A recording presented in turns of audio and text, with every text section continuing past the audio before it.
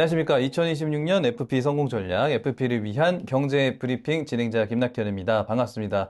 벌써 1년의 중반이 이제 들어섰습니다. 5월이 됐는데요. 이제 5월이 또 가정의 달이라고도 하죠. 우리가 이제 일을 이렇게 열심히 밤낮 가리지 않고 열심히 하는 이유가 많은 이제 이유 중에 하나가 또 가정일 텐데요. 우리가 또 이렇게 열심히 일하는 우리 가족을 생각하면서 동기부여를 좀 받을 수 있는 한 달이 되지 않을까 생각이 듭니다. 5월 달엔 어떤 이슈들이 있는지 컨텐츠부터 한번 살펴보도록 하겠습니다. 자, FP와 함께하는 이달의 이슈입니다. 손보사 상해담보 사망 탈퇴 적용 요구 보험료 인하 변수 부상이라는 기사가 있는데요. 그 조회수가 상당히 높더라고요. 어떤 내용인지 한번 체크를 해보겠고요. FP를 위한 실전 상담 레시피입니다. 자, 비만 수술 치료 목적이면 보험금이 인정이 된다. 출산 육아기 보험료 부담 준다. 저출산 극복 지원 3종 세트.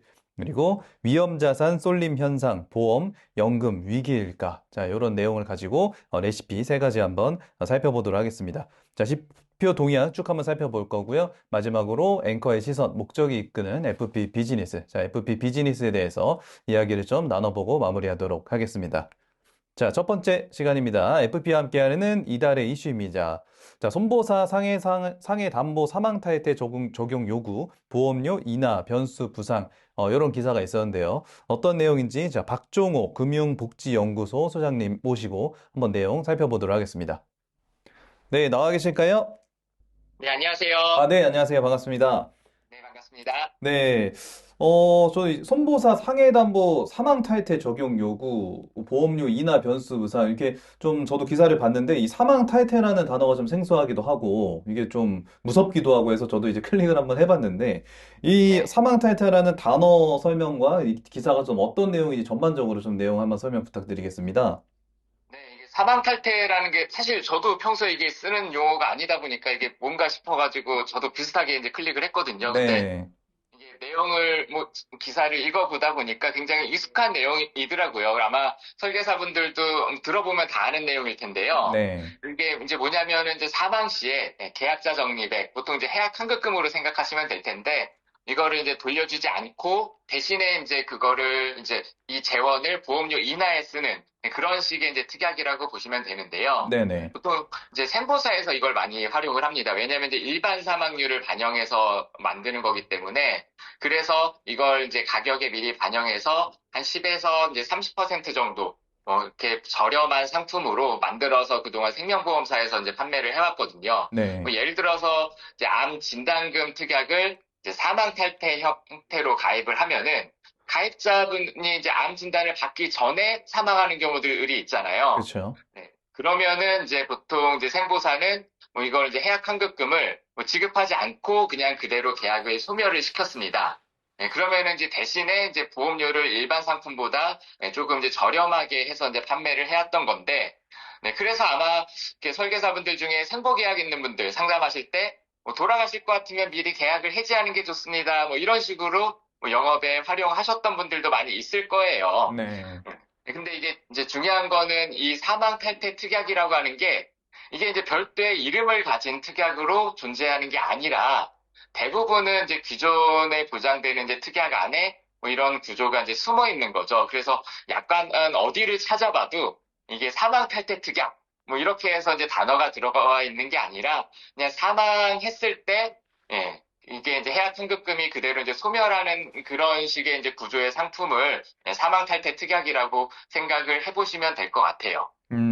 그러니까 이제 생보사에서는 이제 사망이라는 어떤 상황이 발생이 되면 계약이 바로 종료가 되는데, 이제 네네. 손보사 같은 경우는 사망이라는 상황이 생기면 이 책임준비금이라고 우리가 소위 이제 많이 얘기를 하거든요. 이 책임준비금 맞습니다. 혹은 뭐 해약관급금 이렇게 나갈 금액이 있는 것 자체가 이제 네. 손보사에서는 조금 생보사랑 다르다 이런 부분이 조금 형평성이 어긋난다 이렇게 좀 주장을 하고 있는 것 같다라는 이제 기사 같아요.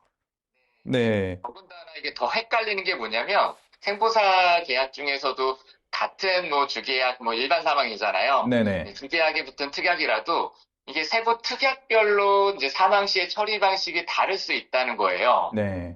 예를 들어서 이제 하나의 보험 안에 뭐 여러 가지 이제 특약이 들어있다면 뭐 어떤 거는 이제 사망 시에 적립액을 지급을 하고 뭐 어떤 거는 또 지급 없이 종료되는 식으로 뭐 이런 식으로 막 섞여 있을 수 있다는 거거든요. 그래서 음, 이게 특약 하나하나 약관을 따로따로 살펴봐야 됩니다. 그래서 음, 이게 이제 내 특약이 이 사망 탈퇴 특약에 해당하는지를 뭐 이거를 아셔야 될 텐데 네, 그러면은 이게 약관에서 어디를 보셔야 되냐면 약관을 보면은 이제 뭐 주기약도 그렇고 특약도 그렇고 특약의 소멸과 관련된 항목들이 있을 거거든요. 네. 거기를 찾아서 사망을 이유로 소멸이 된다라는 내용들이 있을 텐데 그 아래에 계약자 적립액이나 해지 환급금을 지급한다는 문장이 따로 있으면은 이게 이제 사망 시에 지급이 되는 거고 이런 문장이 없다면 이게 바로 이제 사망 탈퇴 특약에 해당되는 그런 내용이라고 보시면 될 것 같습니다. 아, 제가 이 말씀을 이제 들어보니까 장담하건대 이거를 읽어보는 이제 소비자들은 거의 1%도 안 될 거고, 설계사분들도 거의 이거 안 그쵸. 보실 거예요. 네, 설계사분들도 읽어보시는 설계사분들이 50%도 안 될 거라고 생각이 좀 들어요. 한번 네, 이제 보통 이제 조명이, 예, 우리가 지급 담보를 중심으로 보지, 특이하게 소멸하는 항목들은 흔히들 이제 지나치게 되거든요. 사실 저도 이 기사를 보면서 약관을 그래서 다시 봤더니, 이게 지급되는 특약이 있고 아닌 게 있고, 한 상품 안에서도 섞여 있고 그렇더라고요. 네. 한번 조명이 될 만한 내용인 것 같긴 합니다. 근데 손보사가 이게 이런 부분에 대해서 갑작스럽게 이렇게 좀, 보험료 경쟁에 좀 곤두서 있는 이유가 좀 어떻게 될까요? 그러니까 이게 이제 예전에는 이제 생명보험은 뭐 종신보험이나 연금보험을 팔고 이제 손해보험은 이제 보장성 건강보험을 팔고 뭐 이런 식으로 이제 나눠져 있었는데 네, 최근 보면은 이게 삼성 생명상품인지 삼성 화재상품인지 알 수 없을 정도로 예, 맞아요. 생명보험사들도 이제 보장성 보험들을 이제 많이 판매를 하고 있거든요. 네, 그러면서 이제 오히려 이제 생보사 상품들이 손보사 상품보다 이제 가격이 더 저렴한 경우들이 이제 많이 있었는데 문제는 지금 설명한 이 사망 탈퇴가 생명보험에만 적용되다 보니까 뭐 이런 식의 이제 보험 세일즈가 가능했던 거거든요. 그러니까 네네. 생보 상품은 사망 리스크를 이제 활용을 해서 보험료를 이제 낮출 수 있는 그런 식의 이제 구조가 가능한데 손보는 이제 상해 사망만 이제 주로 이제 취급을 하다 보니까 뭐 이런 것들을 상품에 반영하는데 아무래도 제약이 클 수밖에 없거든요. 네. 그래서 같은 뭐 암 진단금을 판매하더라도 아무래도 이제 손보가 조금 더 이제 구조적으로